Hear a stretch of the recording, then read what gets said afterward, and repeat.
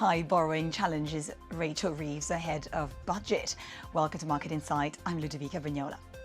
Borrowing in the UK hit £79.6 billion between April and September, and that's almost £7 billion more than expected by the Office for Budget Responsibility. The data underscores the challenges facing Finance Minister Rachel Reeves in her first budget next week. So how will this impact her commitment to reduce debt as a share of the economy? Well, to help answer all that and more, I am joined by Russ Mould. He is Investment Director at AJ Bell. Russ, thank you very much for being with us today. Right, so British public borrowing in the first 6 months of the tax year came in higher than official forecast. What's your take on that, first of all? Hello, Ludovica. I mean, it seems to be the issue was more spending than income. Income was actually quite strong because wage growth has been decent, unemployment is quite low, so that was the good news. The bad news was spending, partly down to public sector pay rises and partly down to inflation because of the index-linked nature of a lot of UK government debt. So if you're looking for some good news, the IMF today has upgraded its UK growth forecast, which may help income.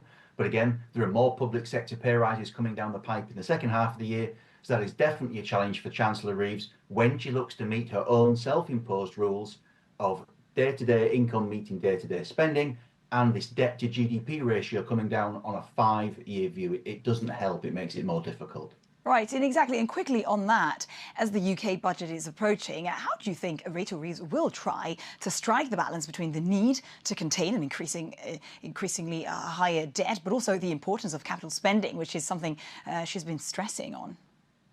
I mean, if you look at the debt to GDP ratio, the UK has several options. It can default, no. It can inflate, it doesn't really want to. It can start a war, no thank you very much. It can grow, and that's what Chancellor Reeves is looking to achieve. And she's looking to probably try and create room to invest, perhaps by changing her own rules. And there are lots of complicated discussions about how debt is measured, how assets are measured, and how that could boost GDP. She's looking to create some room to invest so the UK can grow, but without frightening lenders, the bond market, in the manner that Liz Truss and Kwasi Kwarteng did back in 2022. And as we did for recession a few years ago, we sometimes hear about the possibility of a change in the debt metric. Now, can you help us understand what this is about, but also how it could affect the budget? Yeah, I mean, they're looking at different ways of measuring UK government assets, which would perhaps increase GDP in the debt to GDP figure. They're looking at how they tackle the losses that the Bank of England is currently making on its gilts that it purchased as part of quantitative easing. So they may look to try and change the timing of how that's recognised. They're looking at how to recognise student loans. There are lots and lots of different things they're looking at to try and get the debt to GDP ratio down to give the government spending room. There are figures of between 20 and 50 billion pounds being bandied about that could be created by what you could argue is accounting sleight of hand. It may not affect the interest bill immediately, but again, the idea is get the economy growing, help the interest bill further down the road.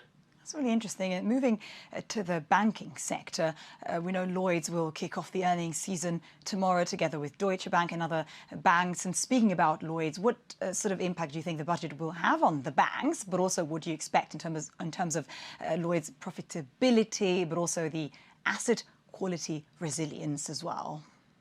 Yeah, I mean, over the long term, the banks will be pleased if the Labour government does get UK GDP growth on a stronger track. And it is clearly a government that is looking to generate growth partly through the housing market. And again, Lloyds is a major player in mortgages, so you think it is a potential beneficiary there. The one thing the banks won't want to see is a windfall tax. Nothing has been muted about that, but the government is looking for ways of raising income. It could be doing it through employees' taxes, such as national insurance. So there may be some immediate hits in a worst-case scenario. Long run, the banks are probably looking forward to finding out what the government's going to do as much as the rest of us. Right, and speaking about earnings, I do want to ask you a question on SAP. We've seen strong results led by a boom in AI mostly, but what's the competitive landscape for European tech companies as opposed to US and global tech companies, in your opinion? Yeah, I mean, SAP is one of Europe's 4 or 5 biggest companies by market capitalization, so it's clearly doing something right. We know that it's up against a formidable array of American competitors who have the benefit of a bigger domestic market, but SAP looks to be more than holding its own. it's interesting looking at Christian Klein's statement today. It's not all just about AI being positive. There is a cost in the short term in terms of product development and also some reskilling of staff, some 9 to 10,000 people affected there. So short term cost, long term potential gain. Interesting, and maybe more interesting valuations there for the European tech companies as well. Russ Mould from AJ Bell, many thanks for your thoughts, and that is your market insight. Don't forget you can watch more videos on Reuters.com.